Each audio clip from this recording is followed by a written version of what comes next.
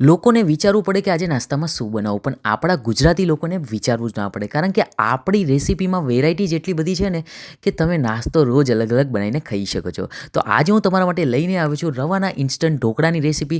આ રેસીપી એકવાર જરૂરથી ટ્રાય કરજો, અને જો રેસીપી પસંદ આવે તો વિડીયોને લાઇક કરી ચેનલને સબસ્ક્રાઈબ કરી દેજો. તો ચાલો બનાવવાનું શરૂ કરીએ. તો ઇન્સ્ટન્ટ ઢોકળા બનાવવા માટે મેં લીધો છે અહીંયા રવો લેવાનો છે 200 ગ્રામ જેટલો. તમે તમારી રીતે વધારે ઓછો કરી શકો છો. એની અંદર આપણે એડ કરીશું દહીં થોડું ખટાસવાળું લેવાનું છે. તમે ચાહો તો છાશ પણ લઈ શકો છો. દહીં એડ કર્યા પછી આપણે એની અંદર એડ કરવાનું છે સ્વાદ અનુસાર મીઠું. હવે મીઠું પ્રમાણસર લેવાનું છે, એટલે મેં અહીંયા અડધી ચમચી જેટલું મીઠું લીધું છે. સાથે લીલા મરચાં લીધા છે. લીલા મરચાં મેં 5 થી 6 નંગ જેટલા ઝીણા સમારી લીધા છે. તમે ચાહો તો પેસ્ટનો ઉપયોગ પણ કરી શકો છો, અને જો વધારે સ્પાઇસી કરવું હોય તો વધારે મરચાં પણ એડ કરી શકો છો. હવે આપણે એમાં અડધો ગ્લાસ જેટલું પાણી એડ કરવાનું છે. પાણી જેમ જેમ જરૂર પડે ને એમ પાણી એડ કરતા જવાનું છે, અને એકદમ સરખી રીતે એને મિક્સ કરી લેવાનું છે, જેથી રવો આપણો સરખી રીતે સોફ્ટ થઈ જાય, પલળી જાય. તો એકદમ આ રીતે આપણે એને મિક્સ કરતા જવાનું છે. આપણે અહીંયા ઢોકળાનું બેટર બનાવવાનું છે, તો એ પ્રમાણેની કન્સિસ્ટન્સી રાખવાની છે, એટલે એ પ્રમાણે પાણી એડ કરતા જવાનું છે. પાણી વધારે એડ ન થઈ જાય એનું ધ્યાન રાખવાનું છે. તો એકદમ આ રીતે આપણે એને સરખી રીતે મિક્સ કરતા જવાનું છે. મેં અહીંયા ટોટલ 1.5 ગ્લાસ જેટલું પાણી લીધું છે. તમે તમારી રીતે વધારે ઓછું કરી શકો છો તમારી કન્સિસ્ટન્સી પ્રમાણે. તો એકદમ આ રીતે આપણે મિક્સ કરી લેવાનું છે. તમે જોઈ શકો છો કે બેટર આપણું પરફેક્ટલી તૈયાર થઈ ગયું છે, પણ હજુ આપણે થોડુંક પાણી એડ કરવાની જરૂર છે, એટલે મેં થોડું પાછળથી પાણી એડ કર્યું છે. તમે જોઈ શકો છો કે બેટરની કન્સિસ્ટન્સી તૈયાર થઈ ગઈ છે. તો હવે આપણે રવાને રેસ્ટ આપવાનો છે 10 થી 15 મિનિટ સુધી. તો હવે આપણે એને ઢાંકીને સરખી રીતે એને મૂકી દેવાનું છે. 10 થી 15 મિનિટ સુધી રેસ્ટ આપશો એટલે રવો એકદમ ફૂલી જશે અને બેટર એકદમ પરફેક્ટલી તૈયાર થઈ જશે.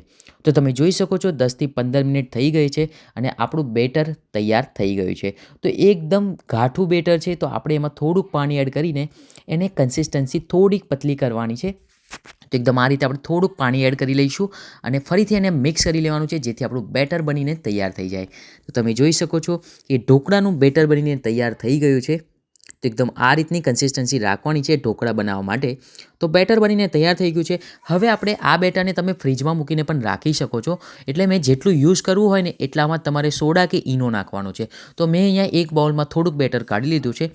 હવે આપણે એની અંદર ઈનો એડ કરીશું. તો ઈનો મેં અડધી ચમચી જેટલું લીધો છે, અને સાથે 1 ચમચી જેટલું લીંબુનો રસ એડ કરવાનો છે. લીંબુનો રસ એડ કર્યા પછી એને સરખી રીતે મિક્સ કરી લેવાનું છે. બેટર એકદમ ફ્લફી બનીને તૈયાર થઈ ગયું છે. તમે જોઈ શકો છો બેટર પરફેક્ટલી તૈયાર થઈ ગયું છે. તો હવે આપણે એની અંદર થોડુંક તેલ એડ કરવાનું છે. તેલ એડ કરવાથી ઢોકળા એકદમ સોફ્ટ બનશે અને એકદમ ફ્લફી બનશે.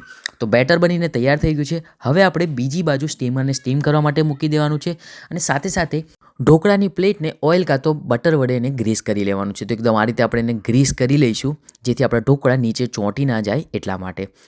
તો હવે આપણે જે બેટર બનાવીને રાખ્યું હતું એ હવે આ પ્લેટની અંદર પાથરી દેવાનું છે. એકદમ આ રીતે આપણે પાથરી દઈશું.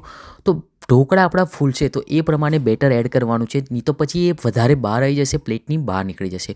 ઉપરથી તમે બ્લેક પેપર કાં તો લાલ મરચું પણ ભભરાવી શકો છો. મેં અહીંયા લાલ મરચું ભભરાવ્યું છે. એનાથી ટેસ્ટ ખૂબ જ સરસ લાગશે અને ખાવામાં થોડાક ચટપટા લાગશે અને મજા આવશે.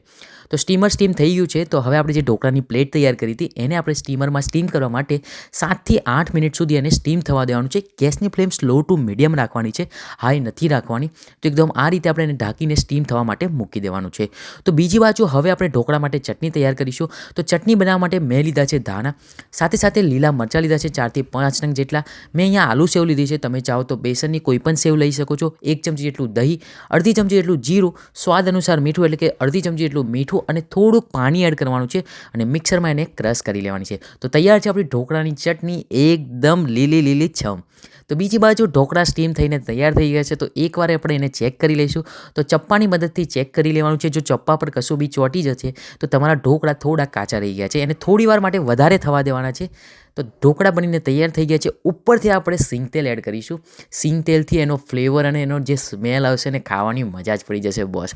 તો એકદમ આ રીતે ઉપરથી સિંગ તેલ લગાવી દેવાનું છે. બીજી બાજુ હવે આપણે વઘાર કરવાનો છે. તો વઘાર કરવા માટે 5 થી 6 ચમચી જેટલું તેલ લેવાનું છે. તેલ ગરમ થાય એટલે આપણે એમાં રાઈ એડ કરીશું. રાઈને તતડવા દેવાની છે. રાઈ તતડે એટલે આપણે એમાં લીલા મરચાં એડ કરવાના છે. સાથે તમે લીમડી પણ એડ કરી શકો છો, પણ મેં અહીંયા લીમડીને સ્કીપ કરી છે. તો વઘાર તૈયાર થઈ ગયો છે આપણો. હવે આપણે ઢોકળાની પ્લેટ પર એને પાથરી દેવાનું છે. એકદમ આ રીતે આપણે એને પાથરી દઈશું. તમે જોઈ શકો છો કે ઢોકળા લુકમાં પણ ખૂબ જ સરસ દેખાઈ રહ્યા છે અને ખાવામાં એટલા જ ડિલિશિયસ બન્યા છે. તો મારી આ રેસીપી એકવાર જરૂરથી ટ્રાય કરજો. તો હવે આપણે ઢોકળાને કટ કરી લઈશું. એકદમ આ રીતે ચપ્પાની મદદથી કટ કરી લેવાના છે. તો ઢોકળા પરફેક્ટલી બનીને તૈયાર થઈ ગયા છે. તો તમને હું બતાવી દઉં કે ઢોકળા એકદમ ફ્લફી ને એકદમ જાળીદાર ને એકદમ સોફ્ટ બન્યા છે. તમને જોતાં જ મોઢામાં પાણી આવી જશે ને ખાવાની મજા જ પડી જશે. તો એકવાર મારી આ રેસીપી જરૂરથી ટ્રાય કરજો. ઢોકળાની ચટણી સાથે ખાવાની ખૂબ જ મજા પડી જશે. અને જો રેસીપી પસંદ આવી હોય તો વિડીયોને વધુ લાઇક કરજો, શેર કરજો, કોમેન્ટ કરજો અને ચેનલને સબસ્ક્રાઈબ કરવાનું ના ભૂલતા. ફરી મળીશું નવી રેસીપી સાથે. ત્યાં સુધીને ગુડ બાય.